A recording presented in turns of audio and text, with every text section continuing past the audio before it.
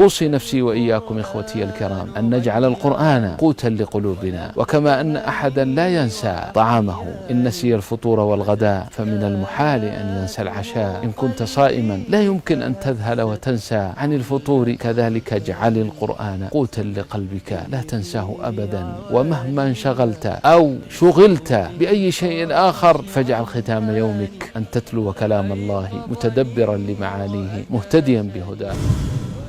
waxaan naftayda iyo walaalahayba u dardaarmayaa inaan qur-aanka quud iyo nafaqo oga dhigno qalbiyadeenna, sida uusan qofna u iloobin cuntadiisa, oo hadduu iloobo qureecdiisa iyo qadadiisa aysan suurtagal u ahayn uu iloobo cashada. haddaad sooman tahay suurtagal ma aha inaad suxuur iyo afbilow la'aan ahaato. sidoo kale qalbiyadeenna aan qur-aanka quud oga dhigno. ha iloobin arrintaa. si kasta ood ugu mashquulsan tahay ama lagugu mashquuliyo waxyaabo kale, maalintaadu yaysan gebagaboobin adiga oo aan akhrin hadalka ilaahay, adigoo dhuuxaya macnihiisana u fiirsanaya kuna hanuunaya hanuunkiisa.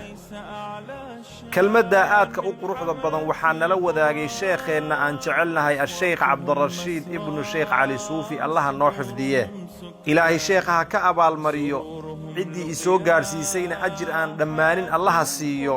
cid kasta oo kelmaddaasi dhegaysata ku intifaacda ummaddana sii gaadhsiisa, allah waxaan oga baryayaa jalla jalaaluhu inuu isaga, ubadkiisa, tarankiisa, cid kastoo xaq ku leh inuu ilaahay ka dhigo ahlu qur'aan, kuwa qur'aanka xifdiya, kuwa qur'aanka akhriya, kuwa qur'aanka fahma, kuwa qur'aanka ku camalfala, kuwa qur'aanka ku tadabbura, kuwa qur'aanka dadka intiisa kala gaadhsiiya.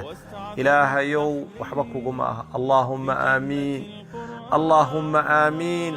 ilaahayow cid kastoo aamiin tidhaahda, ilaahow cid kastoo aamiin tidhaahda ducada u aqbal. بطيبة القرآن تذكروا جبريل يهل بالتنزيل والمصطفى يتلو